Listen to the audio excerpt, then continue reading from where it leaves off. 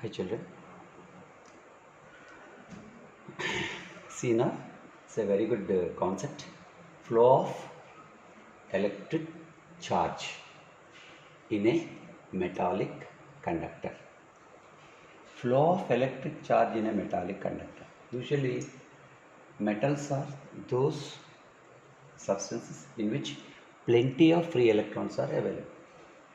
Those are metals. They are loosely bound to the nucleus of the atoms so that they are free of rhombs. If you consider any conductor like P and Q, this conductor, metallic conductor, will have many number of free electrons. So this is the actual position of a conductor of certain length and having certain area of cross section. It is in normal conditions. It was kept at room temperature, say for example. At room temperature, the energy that is possessed by these electrons is thermal energy. Because of the thermal energy, these electrons are free to move in any direction from right to left or left to right. But children, remember, there is no external electric field that is applied to this conductor. That means no battery is connected like this. This is a battery or a cell. A source of EMF is connected between the ends of the conductor. But here there is no battery, just we have taken a conductor like this. This is a conductor now. You take a conductor, this is a conductor. This conductor will have plenty of free electrons. They are free of rhombs. They can move from one end to the other end, left to right or right to left. So if you take any cross section like this, the number of electrons that are crossing from left to right is always equals to the number of electrons that are crossing from right to left. Hence, there is no net charge flowing across the conductor. The number of electrons that are crossing from left to right is equal to the number of electrons that are crossing from right to left.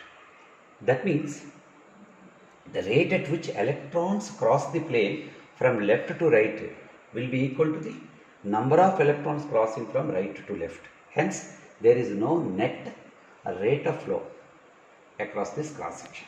There is no net rate of flow across this cross section. There is no net rate of flow means rate of flow of current, rate of flow of charge is called current. There is no current flowing into it. So the current flowing through this conductor will be equals to what? 0. It is equals to what? 0. There is no external electric field. There is no external field. External field is not there. It is 0.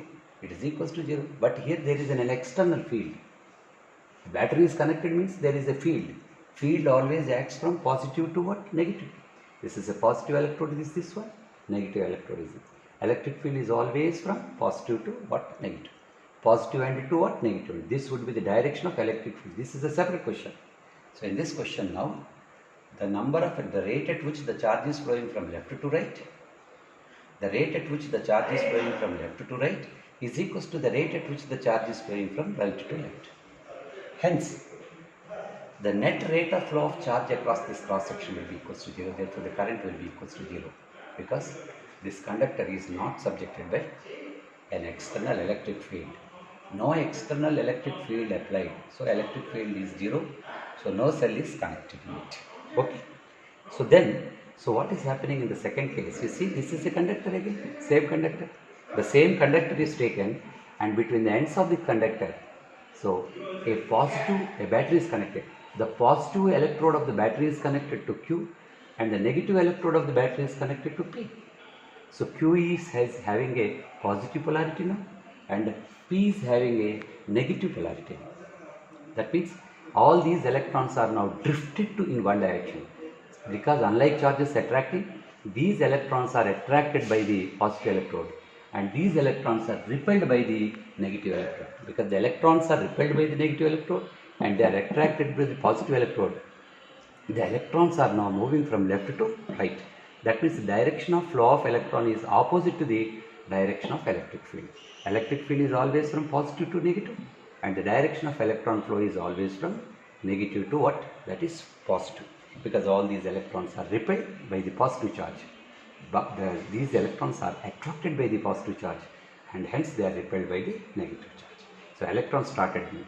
So there is a rate of flow of charge is established between the ends of the conductor. Rate of flow of charge is established between the ends of the conductor. Rate of flow of charge is established between the ends of the conductor. That means a current starts flowing into it.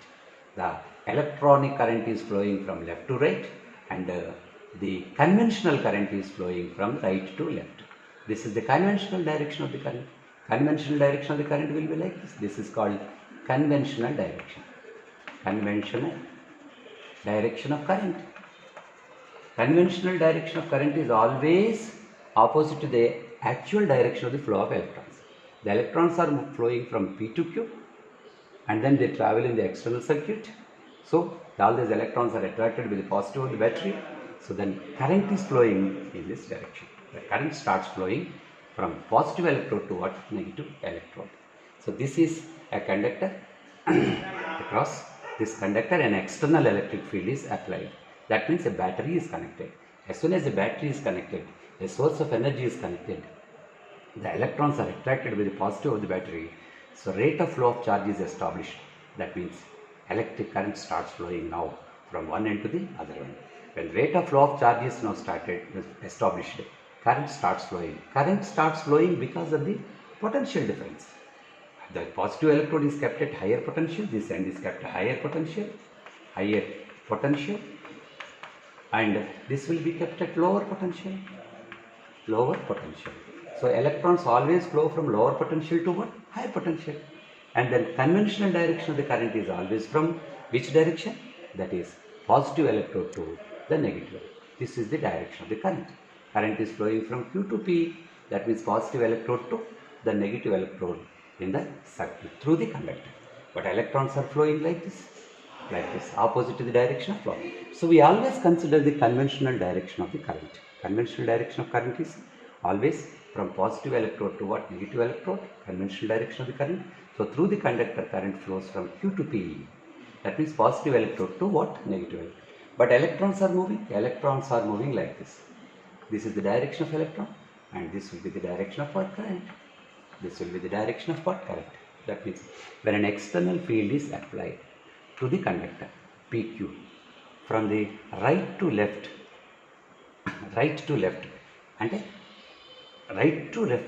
and connecting Q to the positive of the battery and connecting P to the negative of the battery. If you connect the end Q is to positive electrode and the end P is to the negative electrode, so what happens now? The charges starts flowing only one direction, that is from lower potential region to higher potential region. When the current starts flowing from higher potential to what? Lower potential. Current always flows from higher potential to lower potential. The positive electrode is kept at higher potential, and negative electrode is kept at lower potential. Current always flows from higher potential to lower potential, but electrons always flow from lower potential to what? Higher potential. So then these electrons are going to experience some force. These charged particles experience a force. What is the force experienced by them? F is equal to what? Mass into acceleration, where mass is what? Mass of the electron. A is what? Acceleration that is acquired by the electron. So then, but F is equals to how much? F is also equals to how much? E into Q. You know very well, because electric field is defined as what? Electric field is equals to force per unit charge. Hence force is equals to what? E into Q. So force can be written as E into Q, but according to Newton's second law, F is equals to ma. That must be equals to what? Ma. Now from these two equations, that is Meq must be equals to what? Mass into acceleration. So this is called electrostatic force, that is Eq, and this is called mass into acceleration is called what? This is Newton's second law. Mass into acceleration is equal to Eq. Therefore acceleration is equals to Eq by what? M. Hence the acceleration acquired by the electron is given by E into Q by what? M. Where Q is what? Charge of the electron. Q is charge of electron. Charge of electron. So Eq is equals to A. Then acceleration acquired by this is equals to Eq by what? M. So now children, please, this is a conductor in which no external field is applied. This is a conductor in which an external electric field is applied. When external electric field is applied, charge starts moving from left to right. When no field is acting, then the rate at which the charges are moving from left to right is always equals to the rate at which the charges are moving from right to left. So through this cross section, the net charge, that is the net rate of flow of charge across this cross section will be equals to what? 0.